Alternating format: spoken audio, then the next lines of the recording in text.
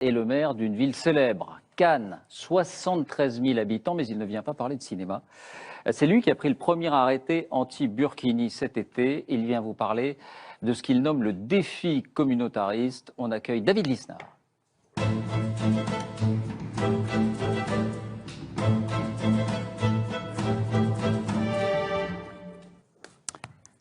Bonsoir David Lisnard. Bonsoir. Soyez le bienvenu. Bonsoir. Bonsoir. Bonsoir, monsieur le maire. Prenez place. Que souhaitez-vous dire ou demander à Arnaud Montebourg qui est en face de vous? Bonsoir. Écoutez, vous parliez de fidélité. Je voudrais parler de fidélité à la République et aux valeurs qui doivent être incarnées dans l'action publique aujourd'hui. Vous avez l'ambition de devenir président de la République, c'est une belle ambition. Et vous aurez, si vous êtes président de la République, beaucoup de défis à relever, beaucoup de travail, vu l'état du pays. Celui de la prospérité, vous l'avez évoqué avec M. Langlais tout à l'heure, avec une approche très interventionniste, très étatiste, approche avec laquelle je ne suis pas d'accord, mais ce n'est pas l'objet de notre échange. En revanche, sur le respect de la République, sur l'espace public, dans des lieux de détente, à l'hôpital, cette République qui est aujourd'hui confrontée à des forces centrifuges très fortes, communautaristes. Je suis le maire d'une ville connue pour le cinéma, mais c'est surtout une ville magnifique, mais contrastée. J'ai un taux de pauvreté de 18%, supérieur à la moyenne nationale, aussi beaucoup de richesses. Pyramide des âges en sablier. Et on voit ces forces centrifuges qui s'expriment, et derrière des stratégies qui visent à affaiblir la République. La République est testée, en particulier par un communautarisme qui a tendance à être expansionniste, qui est celui, on pourra prendre ce débat si vous le voulez, mais on va éviter tout de suite, on ne fait pas d'amalgame, etc., qui est celui d'une frange sectaire au sein de l'islam, qui est un islam politique, littéraliste, et je crois extrêmement dangereux. Face à cela, vous êtes étrangement discret, étrangement ambigu. Alors, les maires sont confrontés à ces responsabilités, on essaie de veiller à l'ordre public, de gauche et de droite, on est parfois soumis à la vindicte lorsque on fait l'objet de buzz incontrôlés. Vous, concrètement, président de la République, vous êtes de quel côté? Vous êtes de côté du communautarisme, celui qui correspond à un modèle anglo-saxon, qui n'est pas le mien, ou est-ce que vous êtes celui de la République et d'un Made in France, un Français qui a inventé une certaine vision de la laïcité, une espèce de singularité universelle qui rayonne sur le monde, qui a rayonné sur le monde en tout cas? Je crois que les choses sont assez nettes pour moi, du côté de la République, puisqu'il faut répondre. Et clairement. 70, 75, 80, 85, je ne sais, l'immense majorité de nos compatriotes français de religion musulmane respectent les lois de la République, s'y conforment et d'ailleurs vivent en harmonie avec elles. Pourquoi? Parce que l'islam est comme toutes les religions, est compatible avec la République, à condition qu'on en respecte les principes et les lois. C'est ça notre sujet.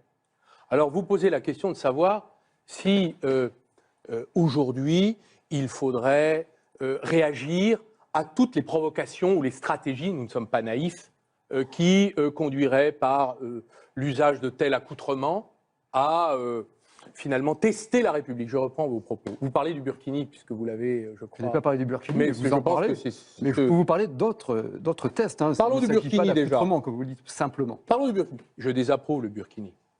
Mais est-ce que vous pensez... Pourquoi? Parce qu'il symbolise la soumission de la femme. Ce ne sont pas les principes de la République, ni les règles. Mais est-ce que nous allons interdire tout ce qui nous dérange et tout ce qui nous incommode? Je ne le crois pas. Et je vais vous dire ça parce que quand Nicolas Sarkozy a dit « s'il faut changer la Constitution pour interdire le burkini, nous le ferons ». Donc pour un accoutrement de bain, nous allons changer la Constitution française. Pardonnez-moi. J'ai trouvé ça un peu curieux. Pardonnez-moi. Je vous souhaite de débattre face à Nicolas Sarkozy. Ça voudra dire que vous aurez franchi quelques étapes. Pour l'instant, vous devez vous contenter d'échanger avec moi. Ne vous sous-estimez pas, on a décidé de promouvoir les maires. Mais très simplement, sur le terrain, ce que vous dites pourrait être compatible avec une République qui n'est pas attaquée. Or, il y a des dynamiques. Et aujourd'hui, il y a une dynamique communautariste. C'est-à-dire qu'on peut imaginer dans un autre contexte, s'il y avait une sécularisation, religion islamique, etc., de ne pas réagir, de ne pas porter des interdits. Et moi-même, ma tendance, elle ne va pas vers l'interdit naturellement. Dans ma commune, j'accorde beaucoup de priorité à la citoyenneté. On est extrêmement novateur en la matière, auprès des jeunes et autres. Il faut reconstruire la citoyenneté française. C'est fondamental. Mais il faut aussi, à un moment donné, la règle permet d'éduquer aussi. Et je suis navré, mais il y a 3-4 ans, il n'y avait pas ce type d'accoutrement. Et vous savez que derrière ce terme d'accoutrement, il y a un message politique. Vous le savez mieux que quiconque, parce que je crois me souvenir que vous-même, en termes d'accoutrement, avez fait de la vareuse un étendard de Made in France. Et vous savez très bien que derrière un costume, il y a une signification. Aujourd'hui, dernier point, je prends un arrêté municipal le 28 juillet, avant toute polémique. J'arrive à régler 2 problématiques d'ordre public. Et on les règle sur nos plages, où il y avait des appropriations de plages, de privatisation de plages inacceptables. Puis 3 semaines après, sous le fait d'une attaque d'associations communautaristes, une polémique hystérique, comme nous en avons le secret en France. Et là, on voit ceux qui sont ambigus, ceux qui ne disent rien, ceux qui ne soutiennent... Alors, le Premier ministre a été extrêmement clair et m'a soutenu. Il a une position extrêmement claire et que je salue. Et puis, il y a cette gauche, donc, dite réaliste du Premier ministre. Et puis, il y a la gauche de Terra Nova. Pourquoi vous ne répondez pas concrètement à ces questions-là? Vous ne voulez pas perdre des voix? C'est de la tactique, c'est du manque de conviction. Pourquoi vous ne répondez pas à ça? Il ne faut pas s'aveugler sur l'existence d'un fondamentalisme religieux dangereux. Il existe puisqu'il est exploité, c'est la confusion d'une religion et de la politique, dans certains individus, dans leur comportement, comme dans certains États. Cela existe, il est mondial. Donc il est normal que nous soyons nous-mêmes touchés. Alors, je vais vous dire, il y a une partie de la jeunesse qui, elle-même, a fait sécession avec la République. C'est notre défi de les reconquérir. De les reconquérir. Je suis absolument d'accord avec ça. Donc, comment allons-nous faire? D'abord, il faut construire un islam français qui soit capable d'être républicain. Il y a des propositions qui ont été faites par M. Hakim El Karoui. Je voudrais en dire un mot parce qu'elles sont intéressantes. Les coder, monsieur. Bon. Il propose, premièrement, alors je ne sais pas si vous êtes d'accord, mais il propose, premièrement, de faire en sorte que on libère l'islam français de toute forme de tutelle étrangère. Islam français, financement français. Et il propose un certain nombre de solutions concrètes pour le faire. Faire en sorte que les fidèles financent et que les mécanismes de financement soient clarifiés. Premier point, c'est pour éviter les problèmes avec les maires qui ont des difficultés sur le terrain. Donc je réponds à votre préoccupation. Deuxièmement, il propose la création, à l'initiative de la communauté musulmane, d'un grand imam de France qui dirait la théologie, pour le compte d'ailleurs, de l'ensemble de ceux qui ont cette confession, de manière à construire un autre islam que l'islam littéraliste, comme vous dites. Littéraliste. Ce sont des propositions... Non, mais simplement, l'organisation du culte, elle doit évoluer. Le communautarisme, d'une part, ne s'exprime pas qu'à travers des formes dévoyées de l'islam.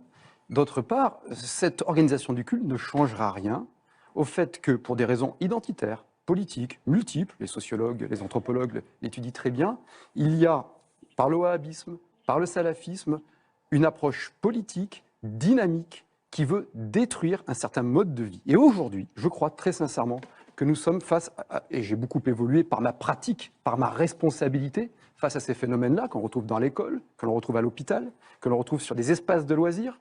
Et à chaque fois que j'ai résisté à ces tests, ça a fonctionné. Parce que la question qui peut se poser, c'est est-ce que l'interdit fonctionne ou pas? Et je crois que parallèlement à un choix sur la culture, le savoir, l'école, qui est au cœur de ces problématiques, l'éducation artistique, c'est fondamental. Mais parallèlement, l'interdit fonctionne.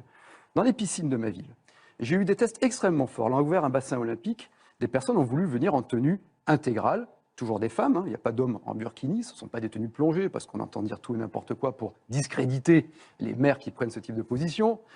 Il y a de la déconstruction, vous savez, chez vos amis de gauche, beaucoup. Et donc, on a dit non, on a adopté des règlements pour faire, respecter la laïcité, etc. On a eu des caillassages de femmes en maillot de bain. Donc, c'est avéré, des rapports de police. Et à chaque fois que j'ai pris des mesures contre ces radicalismes ou ce communautarisme, l'interdit a été tendu au début, mais en tenant bon, en étant constant, ça fonctionne. J'ai eu des demandes d'une école Lubavitch pour séparer les filles et les garçons. J'ai dit non. On n'a pas fait un procès en antisémitisme. Qu'est-ce que vous répondez à ça ? En revanche, quand je dis non de façon circonstanciée pour l'ordre public, dans un contexte particulier, à un accoutrement qui est le burkini, dont on peut se passer dans le contexte actuel, on est tout de suite insulté, dénigré par une nébuleuse très organisée dont beaucoup de vos amis politiques, M. Montebourg, se font les relais. Et c'est là qu'il y a danger, Qu'est-ce que vous répondez à je pense, ça pour la République. Qu'est-ce que vous répondez sur ces exemples précis de la piscine, par exemple? Est-ce que c'est bien? Je trouve normal que la République se fasse respecter, dès lors qu'on applique la loi. La loi, elle est assez claire. Le désaveu du Conseil d'État sur l'arrêté qui a été pris dans une des communes de la Côte d'Azur montre qu'il y a eu, j'allais dire, des réponses excessives à la provocation. Et je vais vous dire, tout le monde doit faire un effort dans cette affaire. Pour moi, il est normal que ceux qui, aujourd'hui, cherchent à tester la République, comme vous dites, se heurtent à un interdit. Et il est aussi normal que la République cherche à reconquérir ses enfants. Qu'est-ce qu'on fait du plafond de verre? Les oubliés de l'égalité des chances? Qu'est-ce qu'on fait de tout ça? Les services publics qui ont déserté dans les quartiers populaires, les discriminations qui existent. Mais sur nous avons le devoir de faire l'un sur l'initiative de la Non, piscine. vous ne répondez pas sur le communautarisme, la montée du communautarisme. On a l'impression que c'est un sujet où vous n'êtes pas très à l'aise. Vous ne dites pas clairement les choses. Mais je viens de vous dire que j'étais favorable à l'interdit quand il est justifié par la loi. Ça ne me paraît pas David Lisnard. Il faut retrouver un processus républicain intégratoire. On est tout à fait d'accord là-dessus. Et on le promeut, et moi je le promeus, et je le pratique. Je peux vous citer une multitude d'exemples très concrets. Ceci étant, beaucoup de jeunes, et pas que des jeunes, sont aussi des oubliés de la République, ou enfin en tout cas ne sont pas dans un processus de réussite, et ne tombent pas dans le communautarisme. Donc il ne faut pas être naïf. Il y a un combat politique à mener. D'une part. D'autre part, sur le Conseil d'État. Le Conseil d'État, on en reparlera lorsque les affaires seront jugées au fond. Il y a une vraie question fondamentale. Un arrêté municipal sur une plage, c'est circonstanciel pour l'ordre public. Pour un arrêté, vous avez été avocat. Je pense que vous avez été surpris par l'arrêt du Conseil d'État, puisqu'on n'attend pas qu'il y ait le trouble à l'ordre public manifeste. Autrement, on ne prendrait jamais d'arrêté. C'est du judiciaire. On a un arrêté anti-jeu de ballon sur 2 mois de l'année parce que ça peut déranger. J'ai rien contre les footballeurs. On a un arrêté sur la musique excessive.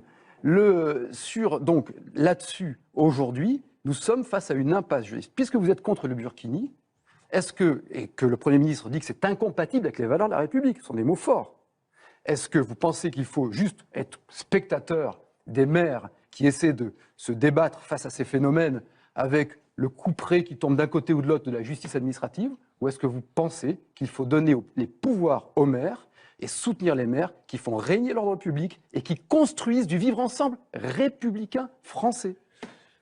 Je ne crois pas qu'il soit nécessaire de répondre à toutes les provocations, donc je ne suis pas favorable à l'interdiction généralisée de ce type d'accompagnement. C'est pas ce que j'ai dit. J'ai dit de donner la capacité aux maires. Vous avez le pouvoir de régler l'ordre public. Non. L'ordre public, quand il y a des troubles à l'ordre public, vous pouvez prendre tous les arrêtés. Non. Bon. En tout cas, le Conseil d'État, ce n'est pas ce qu'il a constaté, je crois, à Villeneuve-Loubet. À Villeneuve-Loubet. En tout cas, je crois que l'objectif de la laïcité, ce n'est pas de la tourner contre telle catégorie ou contre l'autre, c'est d'être inclusif. Ne m'amalgamez pas. C'est ce que je suis en train de vous dis pas vous dire, monsieur le maire. Peut-être contre une religion. Aujourd'hui, la dynamique du communautarisme, elle s'exprime essentiellement à travers le fondamentalisme islamiste.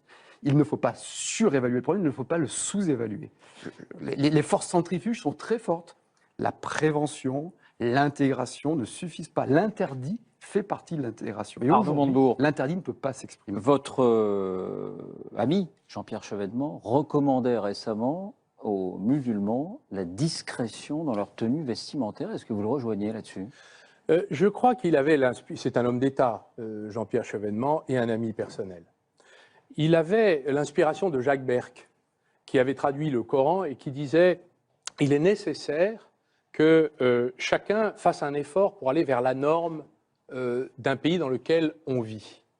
Et que finalement, les atteintes ne peuvent pas porter sur la structure même de la société. Je ne pense pas que le burkini porte atteinte à la structure même de la société. En revanche, la burqa, oui. Vous voyez ce que je veux dire? Donc, le combat pour reconquérir finalement toute cette jeunesse qui a fait sécession. Mais je donne. Oui, mais ce n'est pas la même chose puisque le visage est. C'est quand même la séparation du corps de la femme. C'est une vision du corps de la femme qui est impure dans l'espace public. Le modèle républicain français, sans être dictatorial, mais revenons à Rousseau, c'est-à-dire qu'à un moment donné, dans une société avec des forces centrifuges, on doit créer du vivre ensemble en République française sur des espaces de loisirs. Comment accepter ou comment dénier le pouvoir aux maires de veiller à l'ordre public et de faire en sorte que des espaces... Il vous a répondu là-dessus, Arnaud Montebourg. Non, bien sûr que non. Lorsque vous avez, monsieur le maire... Jean-Pierre Chevènement dit il ne faut plus accepter les logiques séparatistes. Et il a tout à fait raison. Mais il a parfaitement raison de le dire. Mais il faut passer à l'acte. Vous voyez que la question de la sensibilité des outils et des instruments est importante. Vous allez donc autoriser le voile, parce que c'est un voile, le burkini, dans la rue, mais dès qu'on passe la plage, c'est interdit. C'est incompréhensible. Donc, vous allez avoir finalement une sorte de laïcité qui montre du doigt, alors que nous pourrions l'avoir inclusive, au lieu d'être exclusive. Mais donc, cherchons à construire les voies et les moyens d'une république forte, solide, qui ne répond pas à toutes les provocations dès qu'elles se présentent. Est-ce que vous concédez le fait que la gauche, pendant longtemps, a peut-être mis sous le tapis ces questions du communautarisme, a peut-être accepté des renoncements, des reculs, peut-être pour des questions électoralistes? Est-ce que la gauche n'est pas aussi responsable de cette montée du communautarisme? Je dirais que ce n'est pas une question de gauche et de droite, c'est une question finalement posée à tous les maires qui essaient de construire finalement sous le toit de la même République des différences qui cohabitent. Et ils le font avec les moyens du bord. Et là où j'approuverais le maire de Cannes, c'est que... Ne vous en privez pas. Peut-être, je peux l'approuver, c'est qu'il n'y a pas forcément de grande clarté sur l'état du droit. Merci de l'admettre. Ça, c'est le point où nous pourrions faire un effort, par exemple. Et la responsabilité de la République, c'est de dire le droit. Comme la responsabilité de la communauté musulmane, c'est de dire la théologie de l'islam compatible avec la République. Il n'y a qu'une communauté en République. C'est le dernier mot, David Lisnard. Française. Et le problème aujourd'hui, c'est que toutes ces ambiguïtés, vous dites qu'il faut que la République soit forte. Très concrètement, à l'hôpital, on doit soutenir nos personnels hospitaliers lorsqu'il y a des tensions communautaristes. Il faut créer un délit d'entrave à la laïcité à l'hôpital. Vous dites que vous dénigrez l'importance du phénomène d'un maillot de bain. Mais ça veut dire que vous ne rendez pas un service aux femmes musulmanes et aux musulmans, parce que vous êtes en train de faire d'une exception une norme pour ce que vous appelez la communauté musulmane. Et c'est là où je pense que vous avez un discours assez involontairement pervers. On ne vous mettra pas d'accord. Merci David Lisnard d'avoir participé à ce débat face à Arnaud Montebourg sur ces questions hautement importantes de la laïcité. Il y a un domaine où on souhaite vous entendre également, Arnaud Montebourg, c'est la place de la France.